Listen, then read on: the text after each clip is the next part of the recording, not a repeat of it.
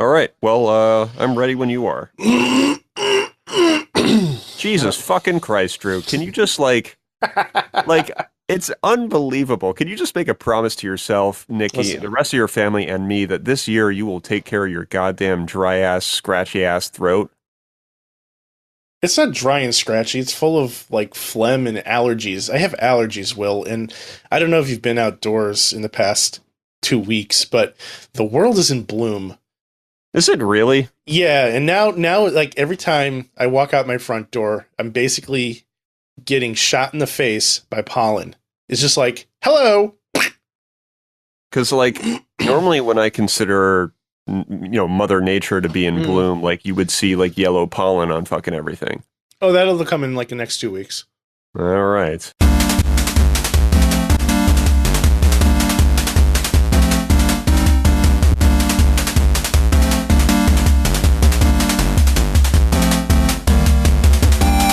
Hey everybody, welcome to Will and Drew's Gaming Retrospective. You're listening to episode 21 for the week of April 7th, 2019. I am your host, Drew, and I am joined by the awesome guy, Will. What is up, Drew? Man, I am really looking forward to tonight's podcast. I am as well. It's been a minute, I feel, since you and I had a good back and forth. It has been. We had some really fantastic interviews the past 2 weeks, both with Dave and Tom, who both those guys just knocked it out of the park, and they had great stories to tell. But man, I feel like so much has happened in the past 2 weeks, gaming wise, for both of us. Yeah, definitely. It's been a while. Yeah, it has been a while, man, and I think that we've both been playing perhaps some new games as well as some older games that we've been playing previously. And then there's some new topics that we definitely need to cover. Yeah. So lots to talk about. Let's get the business out of the way first. What do you think? Let's do it. So, folks, thank you for downloading the show. Be sure to subscribe to us on Apple Podcasts, Spotify, Google Music, Stitcher Radio, TuneIn Radio, any place that you get your podcasts. You can subscribe to this show, and don't forget to leave a review. Any and all feedback is welcome. You can hit us up on social media through Twitter, Facebook, and Instagram at WDGRPodcast. That's at WDGRPodcast. Will, if somebody would like to follow you on social media, how can they do so? Will_gear. And you can follow me at Scion Storm. And don't forget, folks, we do have a Discord room if you'd like to jump in and chat with us about games, all kinds of crazy stuff. Jump on in. We got a lot of great questions and topics from the mailbag. Came straight from the Discord group. So feel free to click on that fancy link in the show notes and join us. And let's get started with the mailbag. What do you think, man? Yeah, let's set it up. So Pucksaur says we had a board game night at work. So I've been playing board games. Pictomania is a much better version of Pictionary. Everyone draws and guesses at the same time, with bonuses for speed and punishment for hard-to-guess drawings or bad guesses. The Space Team card game is a real-time card game that legit feels like the mobile version of Space Team. I think I prefer the app. Have you ever played Space Team? Never. Okay, so Space Team's fucking cool. It's cross-platform, iOS and Android. Now, I'm pretty sure this is the same game I'm thinking of. Let me Google this before I start spouting garbage.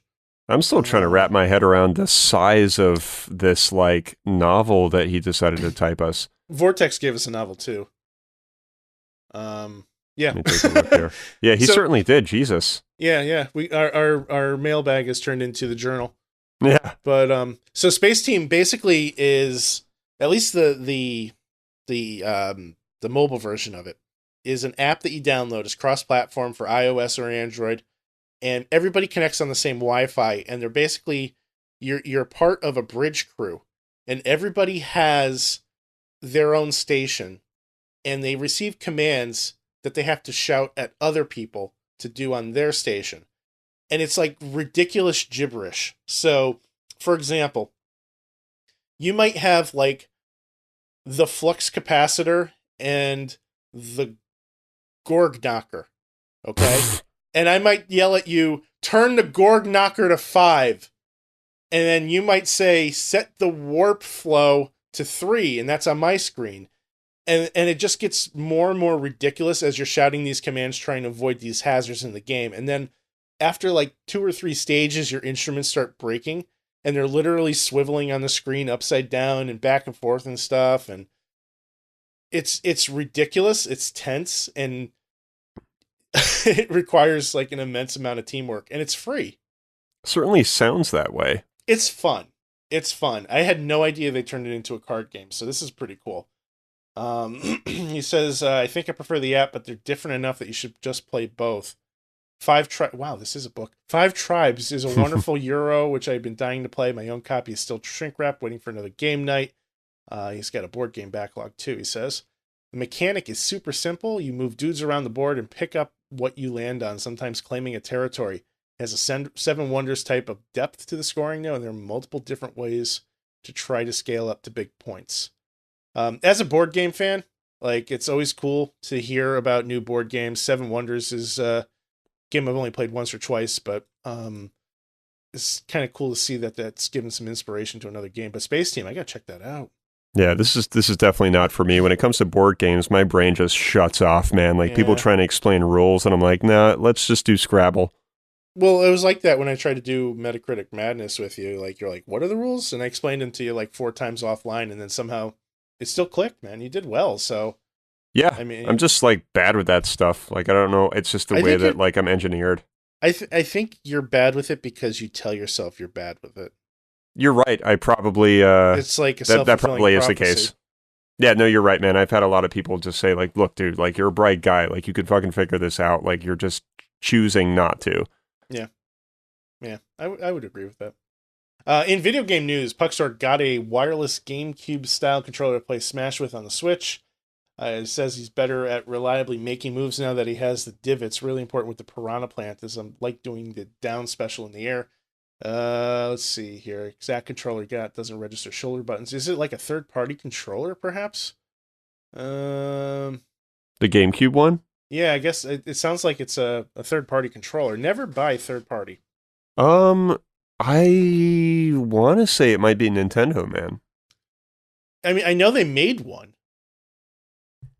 Yeah, I'm just not entirely sure because 2 reasons. I'm not a big Nintendo guy, and I'm definitely not a Smash guy, so I'm not that familiar with like some of the controllers that they're putting out.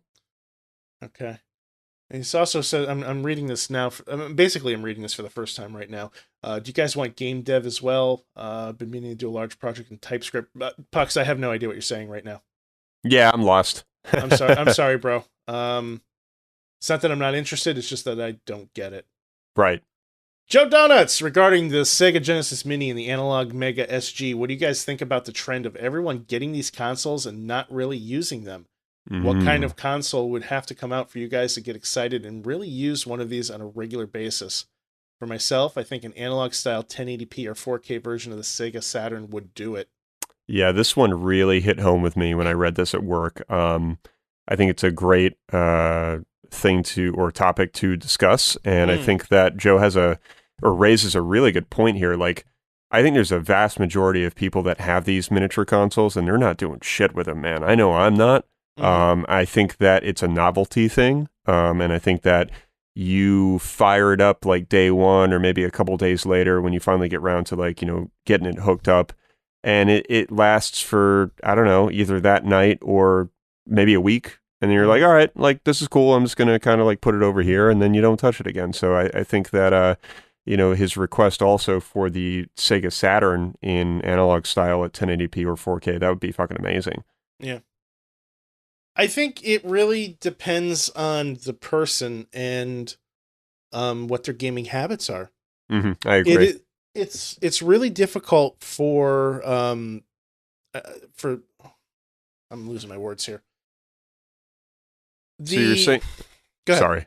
I was just going to try and frame it for you. So you're saying that it requires kind of a specific gamer. So I'm assuming that you're going to lead into the fact that if you're kind of an old school gamer, then maybe you would play it more, perhaps? Well, I would like to think that's the case. And I mean, like, I certainly have a very large retro collection, but it's not something that I play on a regular basis. Like, I'll pick up and play a game here, a game there. But, if I'm sitting down to play a video game, 9 times out of 10, it's probably on the Xbox or the PS4.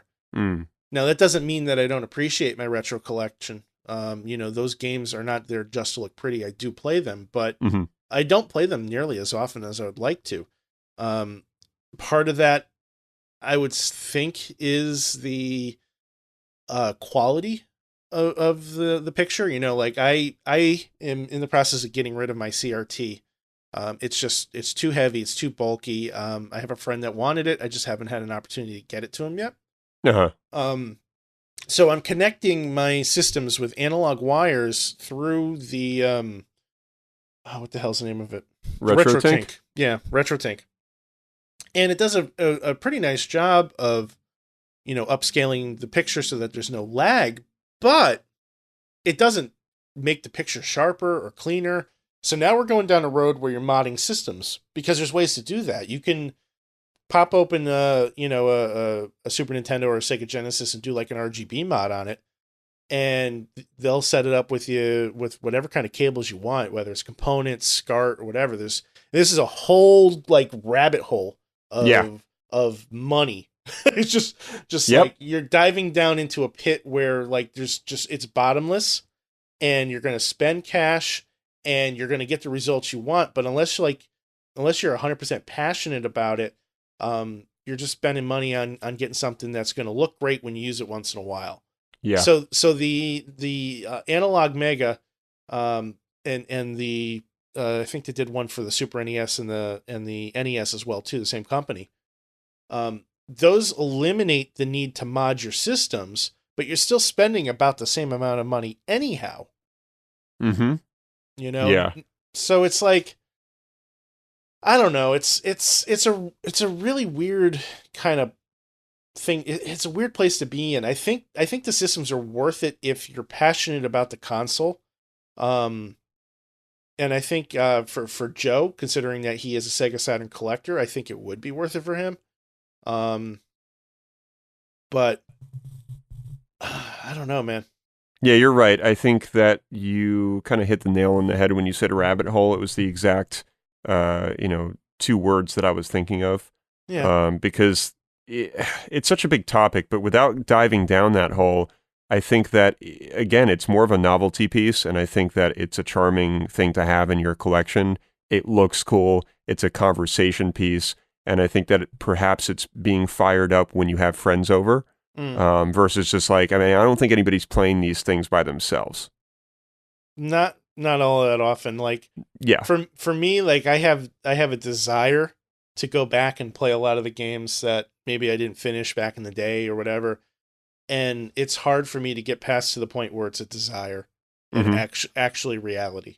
It's just a difficult process, and I haven't been doing a very good job of it. So, well, we'll get there. Yeah, that's what I keep saying, but then I keep buying other things, and the cycle continues.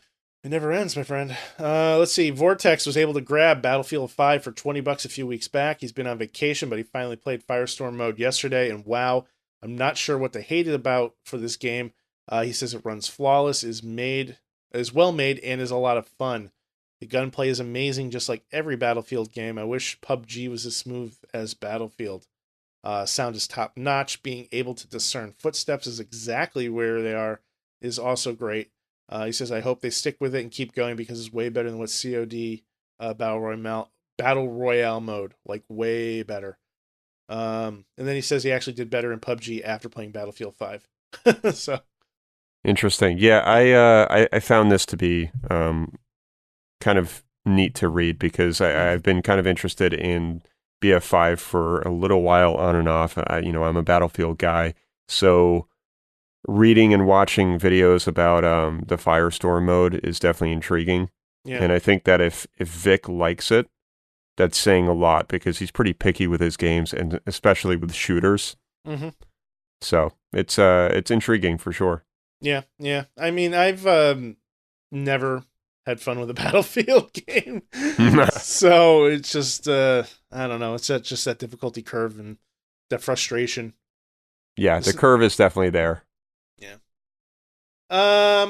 He actually had a comment on that whole Sega NT thing too, or Analog Mega. said he's one of the few that's not interested in the consoles. They're cool, but I don't see myself buying them. I have a modded PSP that I can use to play most, if not all, of those games, but because of the portability factor.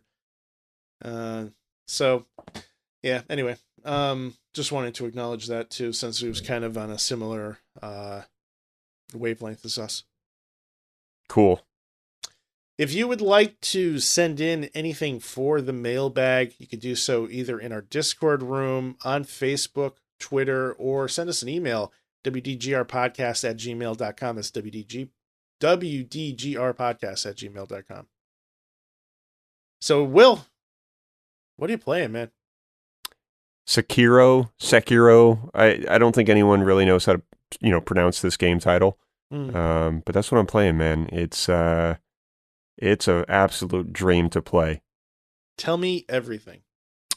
So, how do I get into this without spoiling anything? I think that a lot of what I had said about this game before is kind of the same, but in a lot of ways, it's so different now that I actually have it and I've played it, which kind of goes without saying, but there's quite a few surprises that I came across and some mechanics that I was not aware of. And I think a lot of us, and when I say us, I'm kind of speaking about Souls fans and Souls players and people that are familiar with those games and those mechanics, kind of jumped into this game probably thinking that I can play Sekiro the same way that I play the Dark Souls games. And you kind of learn a hard lesson pretty quickly, kind of early on into the game, that this is not the same kind of game. It's very different, but in a lot of ways it has that FromSoft feel and atmosphere, which I really like. So you can tell it's a FromSoft game. But the reason why it's a dream to play is for several reasons. I mean, first of all, its difficulty will make you want to put a pen in your eye. All right. But when you begin to master the mechanics, it really starts to take shape. And then it's kind of followed by like a massive sense of reward. So it's just like one of those games. I guess you can kind of compare it to Ninja Gaiden in terms of difficulty, especially like Ninja Gaiden Black, or even Sigma, or just like any of the original ones for like Xbox and whatnot. Those games were tough as nails, and this is really no different. I would say that overall it's harder than Dark Souls and Bloodborne, in my opinion, and I think a lot of other people that have played both games and series will agree. This game is just brutal, to the point where it's like it almost seems unfair at times, but at the same time, if you really understand what you're doing and you're paying attention to what you're doing, it's no different than the Dark Souls games where you're like, you know what, that was fair, like I fucked up. But what is really rewarding about this game is kind of like what I mentioned before. Once you master the mechanics, and the mechanics behind this game it's all about posture, or what they call posture. So every enemy that you encounter has like a posture gauge. And the idea with this game is you don't want to like just run in and attack or like dodge the whole time. It's a game of like attacking and defending. Like it's an absolute balance between the two, which is such a unique thing, because most games it's either run in and kind of play the offense or it's defense. It's never so much like a perfect balance of both to kind of succeed.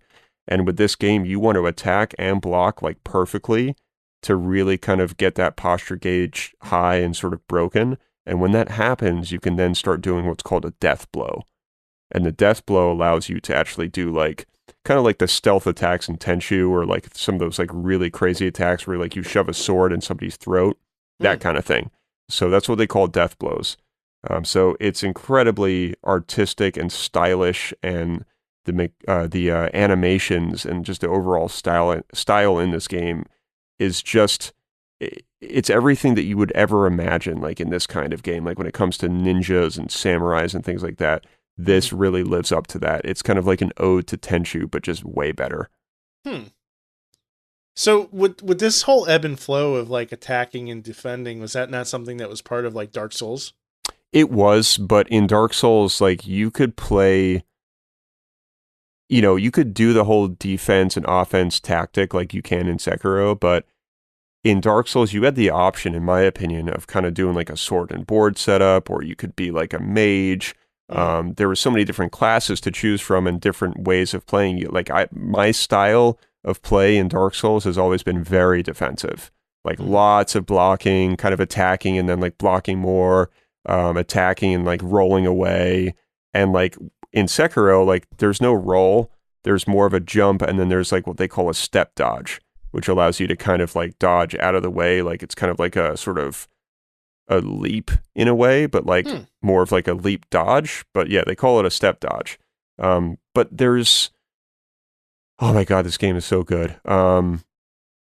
The mechanics are very difficult to learn. Like there's like this dude that you can actually practice on. He doesn't die, and he kind of he's located at like a main hub base or like your main like sort of safety zone, like that's prevalent in Dark Souls, and you can just fight him over and over again and learn about like the parries and the dodging and the posture breaks and the death blows and like every kind of game mechanic that's available, you can practice and learn with him.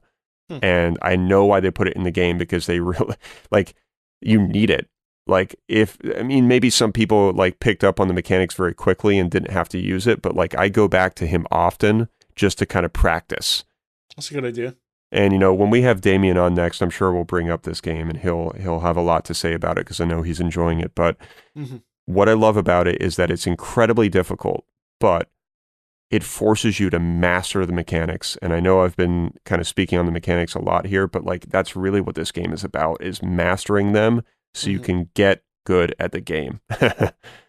I think that really caters to that era of, it does. Of the world too, you know? It does. Like you actually, like they make it feel like you're learning how to be a ninja. Like you're learning how to like use this sword, and you feel at times like you really are, you know, just going through that regimen of understanding like how to properly block and how to properly attack and kind of master both. And some of the dialogue and the voice acting that goes along with that is just stunning as well. Like you can actually play this game in English voiceovers or Japanese. Oh, nice. And I've been doing Japanese, which I believe is the default setting, and it's so good, man. Like, obviously, I can't emulate it. I don't know how to translate it. Thank God for English subtitles, but the voice acting in Japanese language is generally always better. A lot of anime fans will kind of attest to that. Like, it's just, there's so much more oomph to it, and there's so much more emphasis on the passion, behind what they're actually saying. So I really enjoyed that. And I've been playing with a headset too, so like it just sounds so fucking good. I really, really want to check this game out. I loved Tenchu, and when we were talking with Tom last week, he compared it very much in the same breath as Tenchu for like the style of it and the the idea behind it. And that was one of my favorite games. I had a hamster named after that game, so my hamster was Onikage. Oh, Jesus Christ! Yeah, I was like, I don't know, 13. Come on. Yeah, well, good for you. but yeah, man. At least it wasn't like Timothy. Like I really find it hard to believe that some people will name their pets like an actual like human name. Like who the fuck's gonna call like a snake Cress? Oh God. Yeah. I've always been a fan of giving animals names based on science fiction. Sure. That's been kind of like a family thing that we've done over the years, although it hasn't always worked out that way, because sometimes you adopt a pet and it comes with a name and it knows the name, so you just keep the name. Yeah. But anyway, I'm going down a whole nother path there. Well, I'll tell you about some of the details in this game real quick. I really appreciate the details in games, and the attention that was displayed here with Sekiro is just outstanding. Like, for example, if you hold R1, it'll activate a sort of charge up attack, sort of like a stabbing motion, but charged. And when you do this, there's a gleam that kind of hits the sword as the light hits it. And when I first saw this, I practically giggled like a school girl. Like, it was just, I was like, oh my God, I can't believe that like they thought of like doing something so small but so significant that you can really notice. Yeah. And even though it's a small touch, someone thought of that, and that fascinates me. And the same goes for like how the grappling hook works. Like in this game, like you lose an arm like early on, and I'm not going to say how, And he has like this shinobi prosthetic is what they call it. And it's basically like a prosthetic arm that you can upgrade and infuse with different things. And it's a huge part of the game, huge part, which I'm still learning a lot about. And I believe there's a grappling hook like built into it. Yeah, pretty sure it is. And when you use it, like the way that they've animated the wolf is kind of your nickname. It's just so cool, man. Like you spin like kind of towards the end before you like land on something. It's not just like a quick like the hook goes out and you just like fly on it in like a sort of straight motion and then land. Like they've put so much style into like how it's actually used and like how it comes out and the sound of it and like the way that he moves like when it's being used. Like if you were to play this game in slow motion, you would just be fascinated with like the animations that they've implemented with almost everybody in the game.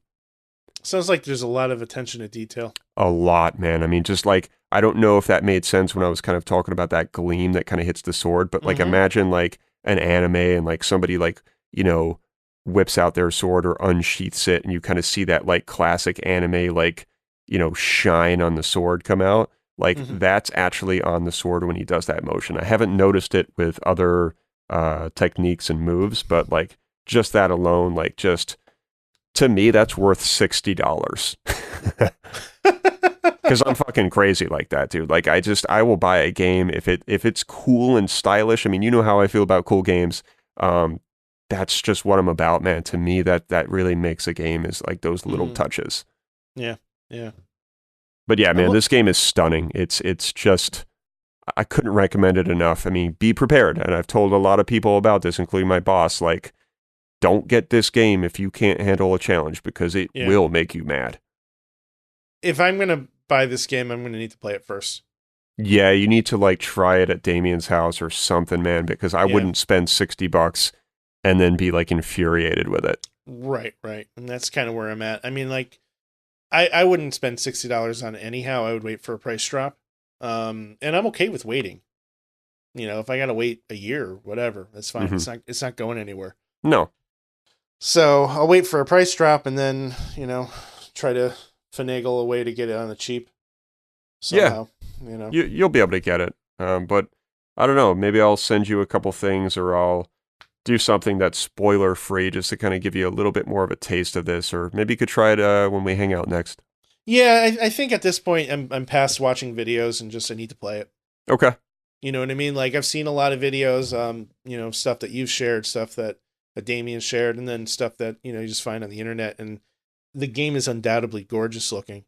You know, like I want to play it. I just need to see how it feels, and I'm terrified of that style of game. You know what I mean? It's intimidating, man. It really is. Like my boss, for example, he's big into like the Witcher games, and he plays like a good portion of like many different kinds of video games. But when I told him about this, he was like, "Nope, fuck that." Like I'm just like, he just can't be bothered because he doesn't want to deal with like that frustration of like dying to a boss, dealing with like a permadeath or like not a permadeath, but something like a pretty punishable death.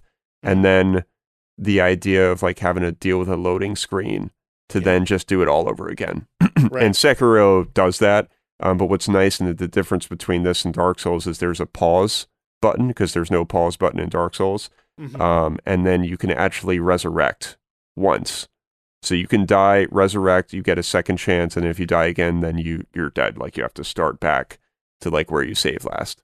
Interesting. But this game really harkens back to, I think, Souls players, and I think right now that's kind of who's playing this game. I mean, I'm sure there's plenty of other people that are, but I think there's a much larger majority that are coming from the Soulsborne games. Right. I mean, it definitely seems like it's catered to that group. It is, yeah. I'll get to it someday. So what about you, man? What have you been playing? That is a complicated answer. So, my Xbox died a couple weeks ago. I was aware of this, yes. Yeah, we haven't had an opportunity to talk about it on the air, but I feel like I need to go back and kind of discuss it before I get into what I've been playing, because it's kind of all related. You know, like the purchase of or my Xbox dying is directly related to some of the things I've been playing recently. So, 2.5 weeks ago, I go to turn my Xbox on. It doesn't turn on. And I had some issues with it turning on maybe a week or two prior. Mm-hmm. And I thought that, the cats, they go behind the entertainment center all the time. I can't keep them out of there. I was like, all right, maybe one of them stepped on a cord, shut something off. So I pulled everything out, plugged it all back in, and it worked. I'm like, okay, it must have been something they did. No. It wasn't. The power supply on the Xbox stopped working. Now, this is a day one unit, right? I got this shipped to my home directly from Microsoft the day the Xbox One released. So that was back in 2013, I believe. Uh-huh. And I wasn't 100% positive what was wrong with it. I had suspicions it was the power supply, but like anytime you're working with stuff like this, like, you can try to mess with it, being out of warranty. I was confident that opening it up would be fine. I'm not going to void something, but like I could start buying all these parts to try to replace it, and I'm just slinging shit at a wall and hoping I get right, hoping something sticks. Uh-huh. So Microsoft was running a deal at their store where you could trade in and various consoles and get credit plus like a bonus credit towards the console. Uh-huh. And then on top of that, you would get the Xbox One X bundled with a digital game, a second game of your choosing, and a digital copy of Gears of War 4 for I think it was $3.99 or $2.99. No, I think it was $3.99. So I talked with Nikki about it, and she's, we were like, I really don't want to buy this right now. I'd rather save up for a Switch. Uh-huh. But I have an entire library of Xbox games that I want to play. Yeah. So she's like, you know what? This is a good deal. Considering the circumstances, go do your thing. So the next day I went out to the Microsoft store and I picked up a copy of, I picked up the Xbox One X that came with Division 2 digital. Uh-huh. And I also picked up a copy of Red Dead Redemption 2 as my free game. Nice. And I got Gears of War 4 as a digital code, which I already had. So I need to do something with that. Maybe I'll give it away on the show or something. I'm not sure. But out of pocket so I did the trade-in. The power supply didn't count towards the trade-in. With the $17 they gave me for the Xbox One and the $75 bonus credit, I think I paid like less than $320 for everything. Ooh, nice. So I got a good deal, right? And it's a 1 terabyte Xbox. Came with a new controller and everything. I did give up my day one controller. I was kind of hoping to display it, but the damn thing didn't work either. Like, that broke years ago. So I'm just like, here, take my broken controller. And I brought it home and I installed Anthem, and that was the first thing I played.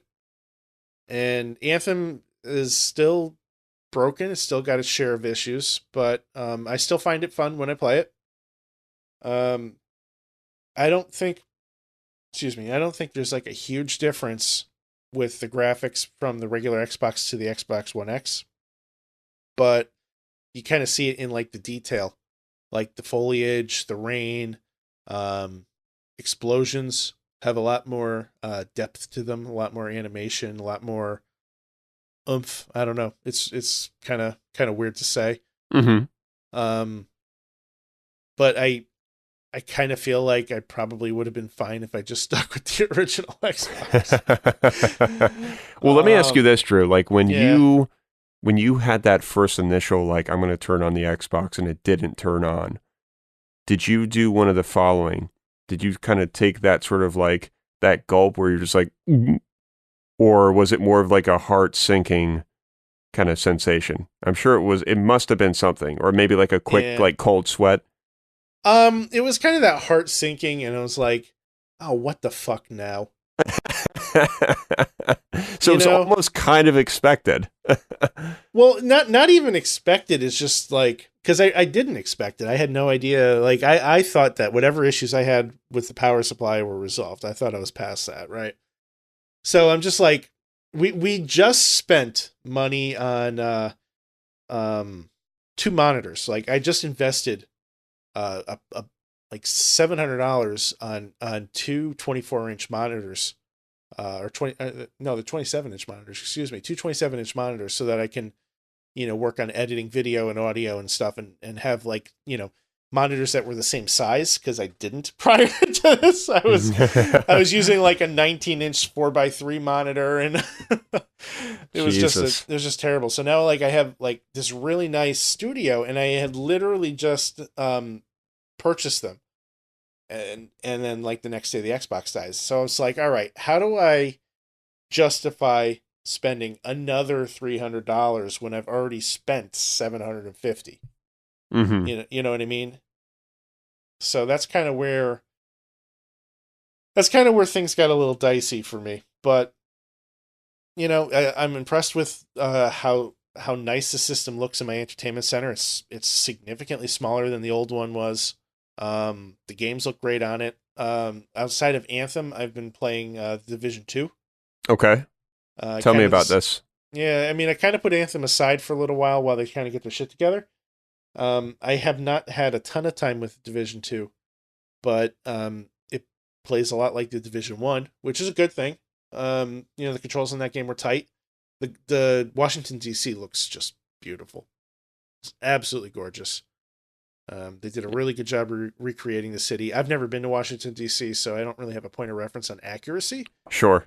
But the Division 1 was based in New York City, and that's a town or city I spent a lot of time in, and that was spot on. So I'm reasonably confident that they've, nailed that part again. Uh-huh. And the game plays really well. There's 0 loading screens. Wow. There's a loading screen when you boot up the game to get into the game, and then you never see another loading screen again. Holy shit. It's amazing. Is that like a new thing?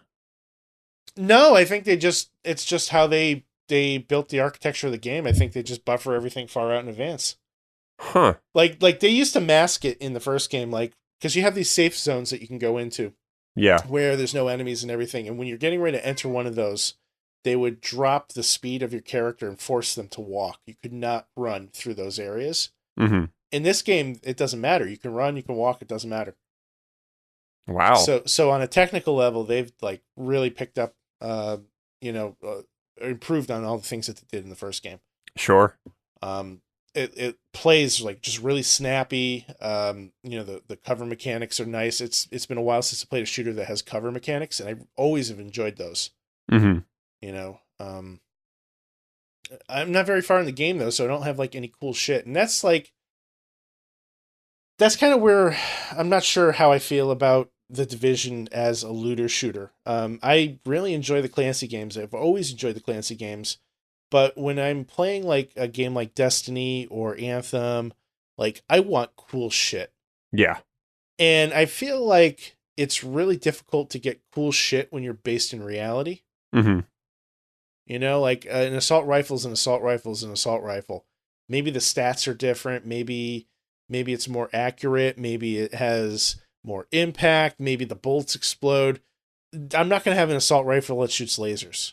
I'm not going to have an assault rifle that's going to like magnetize the ground and draw enemies to it, or all that crazy shit that Destiny does that makes those weapons like super fun. Now maybe I'm wrong, and I'm not far enough in the game to encounter that, but I just don't see that happening. Yeah, no. I will say that the trailers and commercials for the Division 2 look really good. It's very enticing. Yeah, I mean they had a winning formula with the first one, and it had a couple issues. Namely, for me, the bosses were just complete bullet sponges. You could unload clip after clip after clip, and it wouldn't make a dent, and then you'd be out of bullets and you'd be dead. Gotta appreciate that. And people complained, and they fixed it. Unfortunately, by the time they fixed it, I had moved on to another game. So I never got an opportunity to experience those fixes, but everybody spoke highly of them. And I think Ubisoft did a great job, addressing the concerns of the community.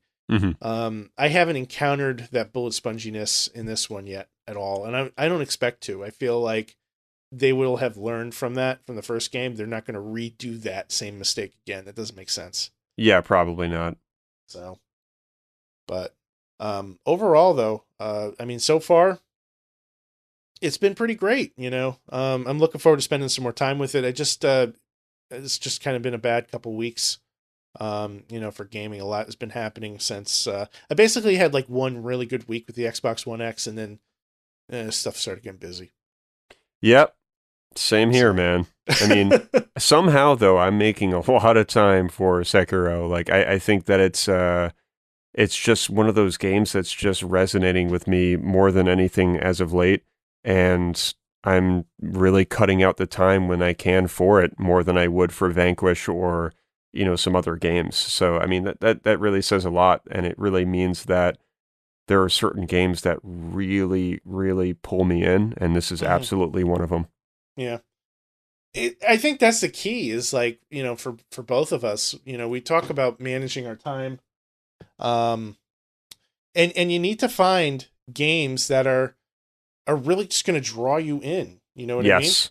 Yeah, I think that, go ahead. Yeah, that's really the key is to find a game that's going to just draw you in and capture your attention and make it so that you can't put it down. Mm-hmm. Otherwise you're not going to be compelled to go play in the first place. Yeah, and I think it's such a simple idea, right? Like, what we're talking about right now. But at the same time, when you're interested in games, like you have a broad spectrum of games that you want to buy or play. And I think that's, what a lot of us kind of, I guess, suffer from. Yeah. It's not a horrible existence to be living, but at the same time, maybe it's better to kind of take those game selections that you have in mind, right, and try to weed them out or try to narrow them down to something that for sure you're going to really enjoy. And I know that's kind of hard. It's kind of like renting a movie, right? Like you can't just be like, oh, well, I know I'm going to like this if you haven't seen it. But right. If you pay attention to what the game is about, you do some research, you know what the developer is and the publisher and all that kind of stuff, it certainly helps. It helps narrow down your choices, I think, a little bit better. Yeah.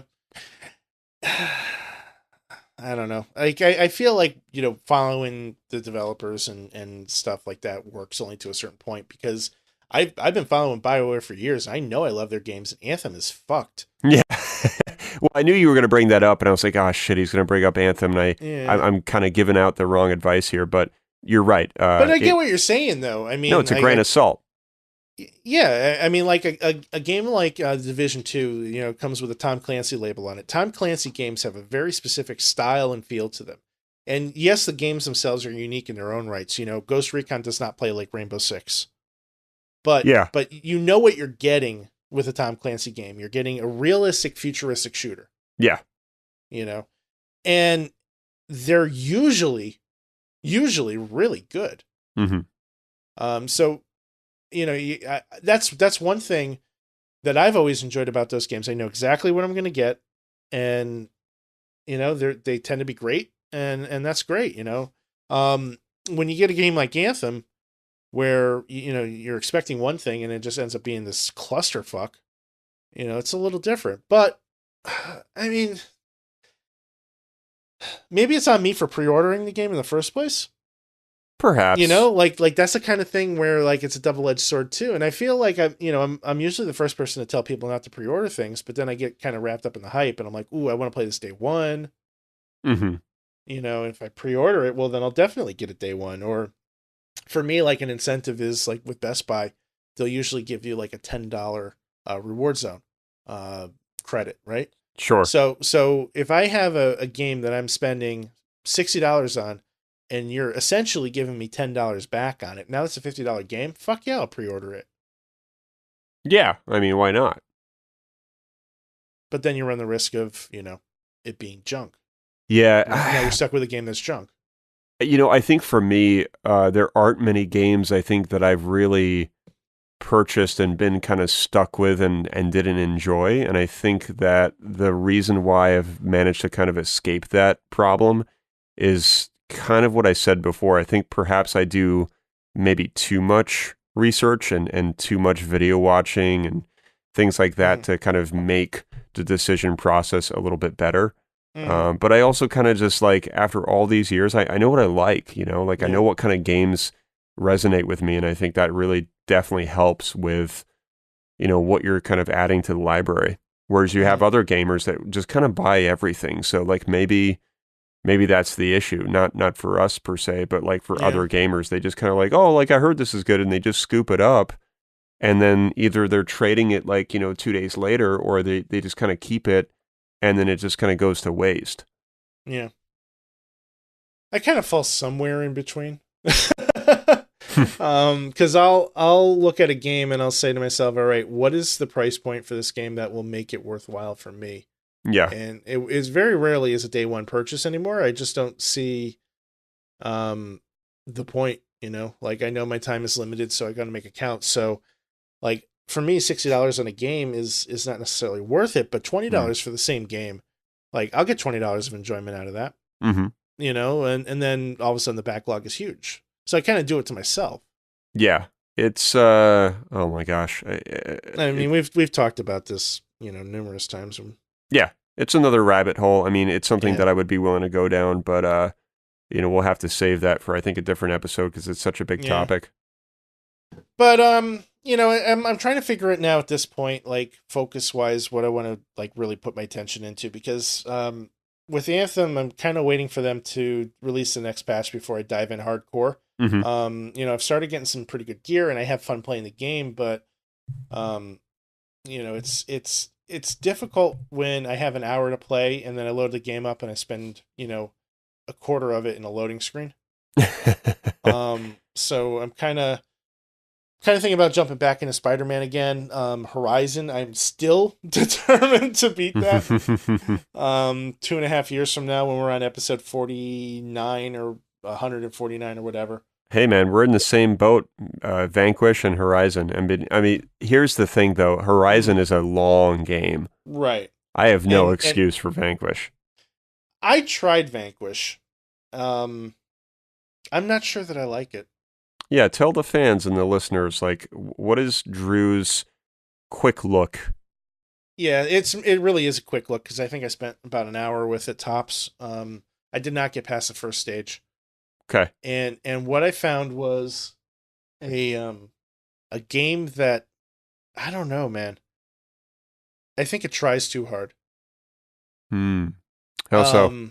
Well, like, because the cutscenes are like, I don't know, they have like all these insets where like, the characters are talking, and it kind of reminded me of Metal Gear, except the dialogue was so terrible, like they were trying to be like ultra witty and they just weren't. Yeah.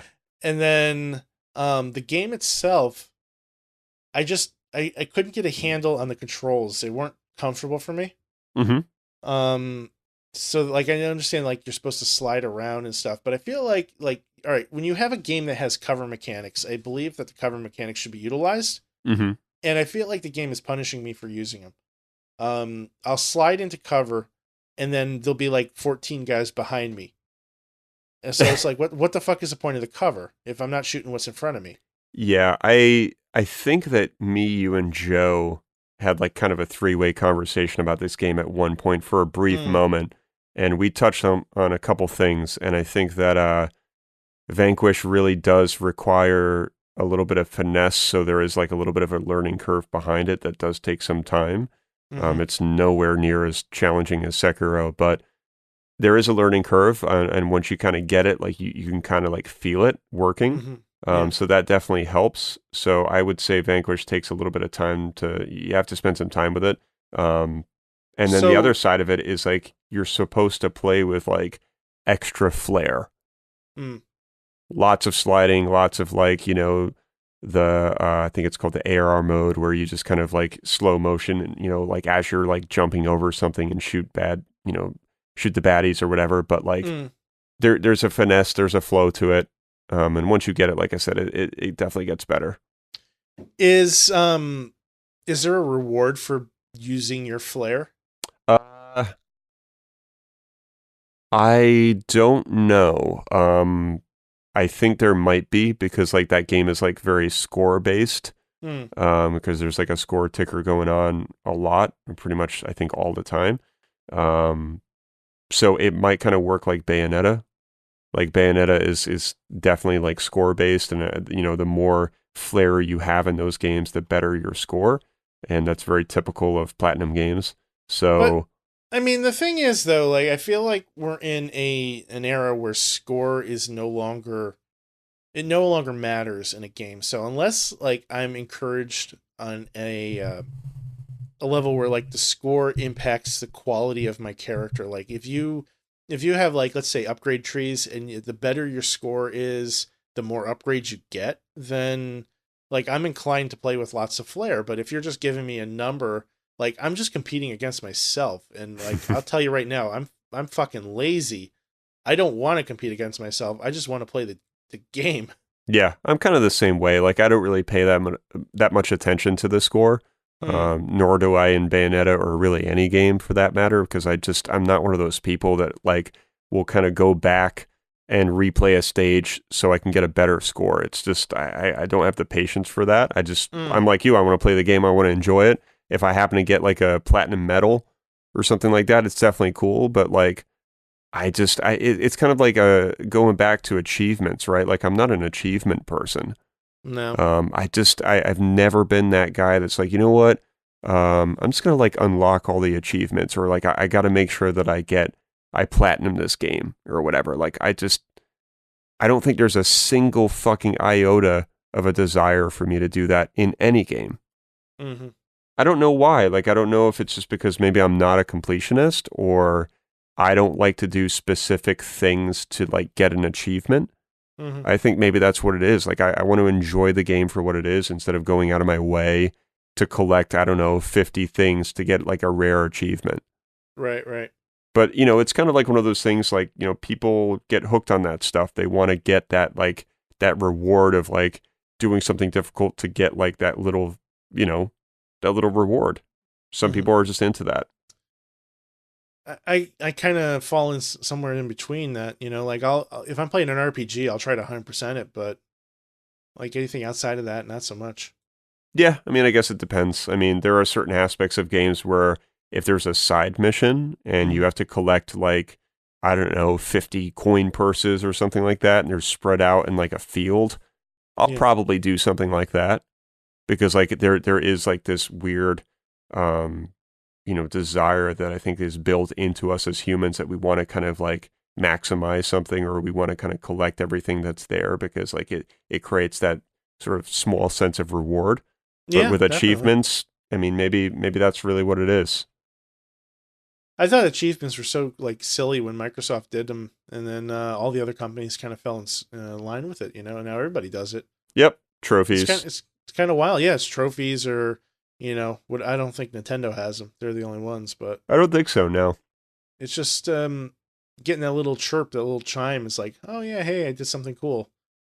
For that brief moment, like I'm the best, Yeah, yeah. you know.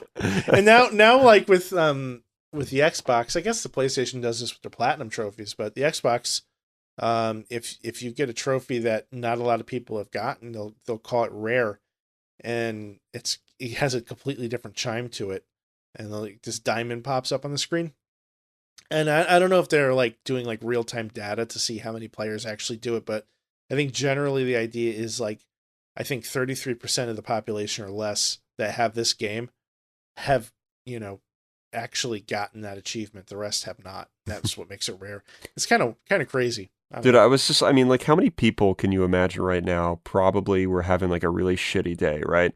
And then they get home and they're doing like they're playing Red Dead 2 and they get like this ultra rare achievement, and all of a sudden they just stand up and they're like their posture is better, their chest is puffed out a little bit. They're Mm. alone, mind you. And then like maybe their significant other gets home, they're like, "Hey, honey, how was your day?" Like all of a sudden they're just in a good mood because they got like an achievement. I guarantee that that's like a thing. Like that's Sure. happened thousands of times to like gamers where like they just get into a better mood Yeah. because of like an achievement being like unlocked or whatever. Well, and it's no different than like, you have this boss that you've been struggling with for a week, and then you finally, I don't know, just something clicks and you beat them. Like you have that moment of excitement. I guess so, but What do you mean you guess so? Come on. Well, here's why I say I guess so, because I can't compare the two, right? Or I can't group them in the same thing. Like when I beat like a difficult boss in really any game, that sense of reward I feel like is deserved. But for the achievement, I feel like it should be like maybe a 5-minute effect. Like you should not be standing up and having better posture for like the rest of the day. Well, what if the achievement is associated with something difficult though? Like I know there's some it's like, okay, you completed the tutorial, here's 5 points. Like that's bullshit. Yeah. But what if you have like, you completed this boss in Sekiro without taking any damage on the hardest difficulty. And you got an achievement? And you got an achievement and you did it in like record time. So maybe you got 2 achievements. Ooh. I would say that definitely deserves better posture, no pun intended. This game is all about posture, and here I am waffling on about posture in real life. Like, what is happening? Oh, man. I don't know. It's a cool element, man. Like, the fact that, like, they thought of this, and they were like, you know what? Let's create this posture thing where, like, if you break it, then this person is easier to take down. It's kind of a sensible, clever approach. Because when you think of posture, right, like as you define it, it's you're standing up straight, or like it's how you stand, it's how you carry yourself. And if you're breaking somebody's posture, then they're probably easier to take down. Didn't they do this in Street Fighter Alpha 2? I don't know. One of the Street Fighter Alpha games had like a block meter that you could crush, and then they couldn't block your hits anymore. Yeah, I mean, in a lot of ways, just to touch up on the game one more time quickly, the way that these parries and the blocks and the posture system works, it actually kind of reminds me of like a fighting game. It's really no different than pulling off a combo that's very difficult to do, or timing that parry like you had to do in Street Fighter 3 Third Strike, which we all know is like one of the hardest Street Fighters because of the parry system. Oh god, that thing is deep. Super deep, and like when you get it, like it's, you want to talk about a sense of reward. I mean, that's you're walking up straight all week after you pull off like a parry that's like masterful in that game. But it's a lot like that. Like it's the same effect of like blocking at just the right time, and Bayonetta and Metal Gear Rising, a lot of those kind of games have similar mechanics with blocking and parrying. So yeah, a lot of that's pretty consistent in Sekiro. I gotta get my hands on that game. I really just want to try it, man. Yeah, I gotta get you over, man. Give me your PlayStation. Yeah, I'll just mail it. Yeah, fax it to me. Yeah, I'll fax the PlayStation 4, and then if I had waited like another week to get my Xbox, I would have gotten Sekiro for free. Well, I don't know if I mentioned this, but it is on Xbox. It is, yeah. Okay. That would have been available for that free game that I was able to get. I would have been able to get that if I just waited. And I still haven't popped in Red Dead, so it's like, what the fuck's the point? Oh, can I just say one thing here? Yeah. There was a moment in this game, and I don't particularly think that this is a spoiler because it's not story related whatsoever. I was sneaking past this giant like basilisk or some kind of like giant like snake, and it took me like 10, probably good like solid 10, maybe even 15 minutes to kind of sneak past it properly and like kind of hide in grass and like get to like this little safe zone, right? And this snake's head is like kind of like, sort of lurking near me as I'm like hugging this wall. And I finally make it like sort of past him when he's not looking, and I make it into like this little tent. And when you go into the tent, there's kind of like this Jurassic Park moment in a way where like you see the snake's head like peer into the tent that you're hiding in, and all you see is like its eye, and then you see like this little red icon that lights up when you can do a death blow. And I was like, wait a second, can I death blow this thing? So I hit R1, and sure enough, I death blowed his eye. And oh my God, dude, like I had the volume so loud, Lauren sitting next to me, I had no headset on, and this snake just goes ape shit, like just screeching, like just fucking crazy screeching. And I'm like, holy shit, I pissed this thing off. and now I can't leave this like teepee that I'm hiding in. Literally, it's like a teepee in like this snowy like atmosphere, right?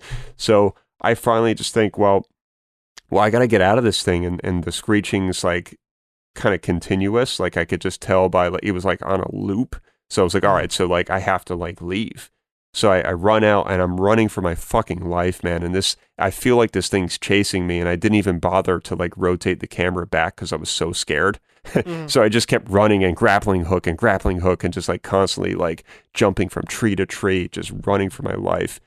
And I finally got to the like a safety point, and you just hear it just kind of disappear off into the distance. And I stood there and I was like, game of the year. Wow. Game of the fucking year. I'm confused about one part of this whole thing. Okay.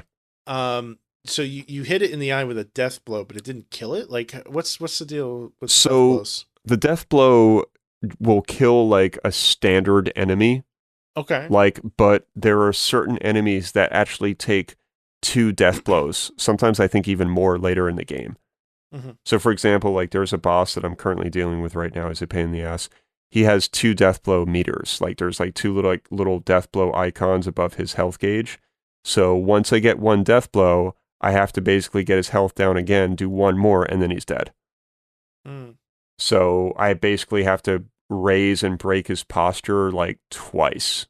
I see. And it takes a while. Like they have a posture gauge, and you can see it kind of start increasing like as the more that you start breaking it. And once it kind of hits the red zone, you want to kind of rush in and just try and like get that little death blow marker to show up, and then you just go ahead and do your death blow. And what's really cool is, from what I can see, the death blows are unique to almost every enemy in the game.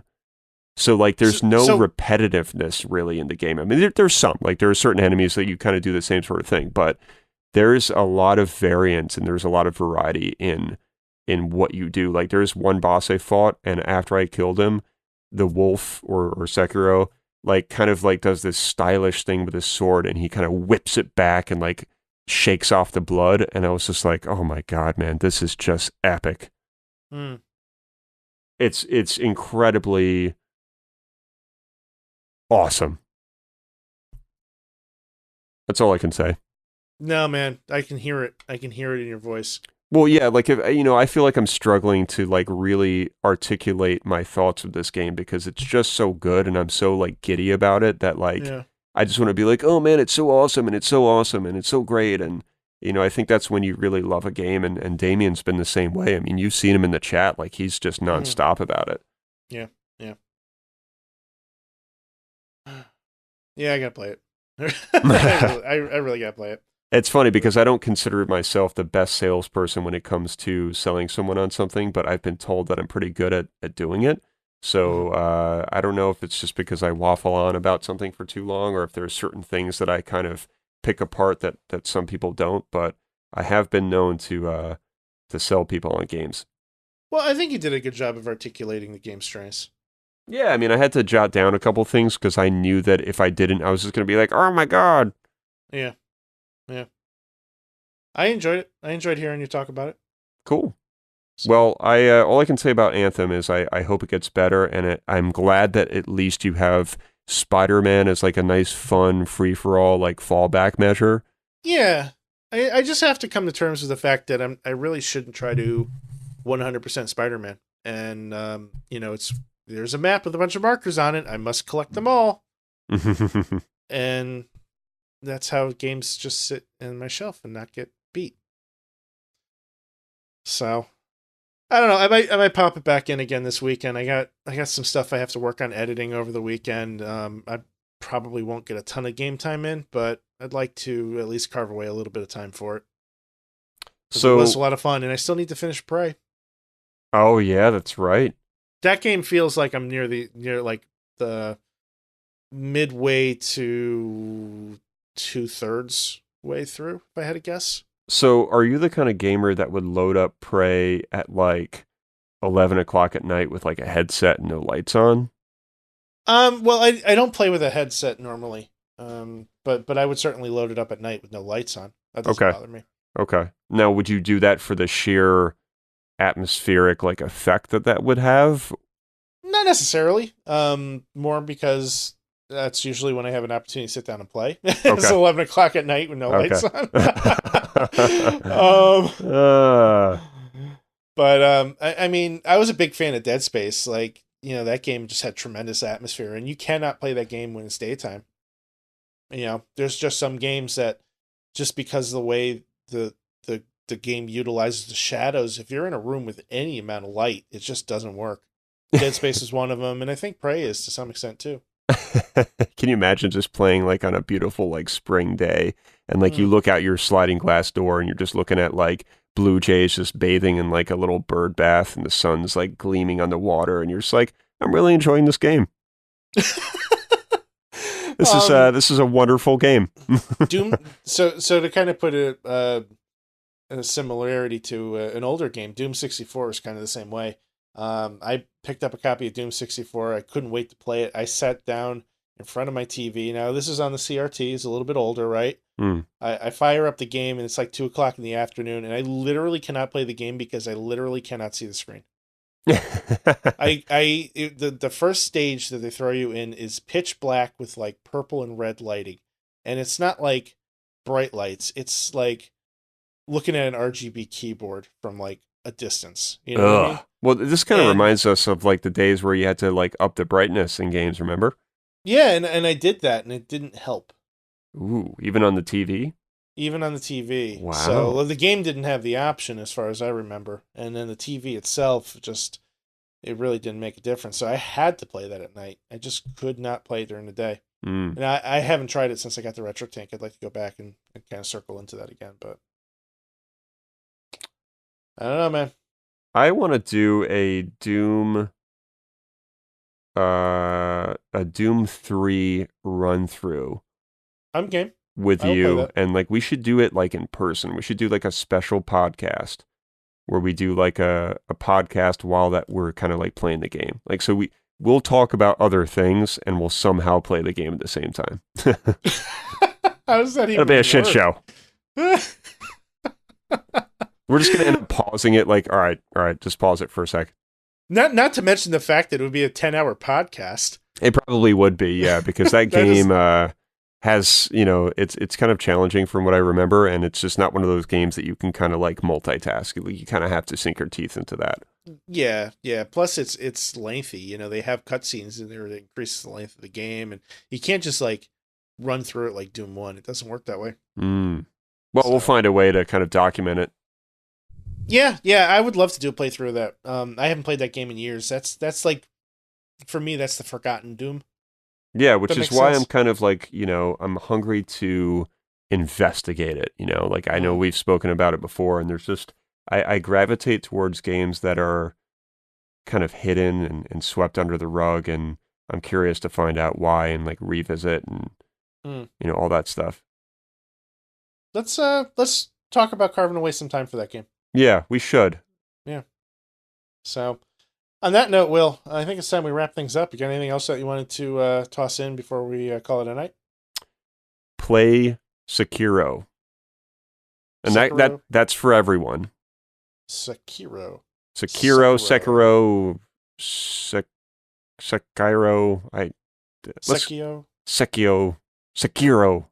Sekiro. I give up. Whatever, play the game. If there's a way for you to gamefly it, I know Joe is a big gameplay guy. Find a way to rent it if you can. I know that sounds like so archaic, but if you can't do that, just find somebody that has it, try it out, see what this game is about. I think it's something really special. Cool. Sounds good. That's my closing statement. If somebody would like to follow you on social media, how could they do so? Will_gear. Find me at Scion Storm, and of course the podcast at WDGRPodcast, at WDGRPodcast, Twitter, Facebook, Instagram. We're also on iTunes, YouTube, Spotify, Stitcher, Google Play, TuneIn, or just search for us on your favorite podcast app. Check it out. Spread the word. Tell everybody you know how great we are, or how terrible we are, or whatever. Just tell somebody. That's all I ask. Yeah, spread the word, good or bad. Good or bad. And I just wanted to take a moment to thank everybody that has been contributing to the show in some form or fashion, whether it's through the mailbag or in the chat or being part of our interviews. We really appreciate it. Thank you guys. It's been a fun journey. Yes, indeed. Thank you. On that note, we'll see you next week. See ya.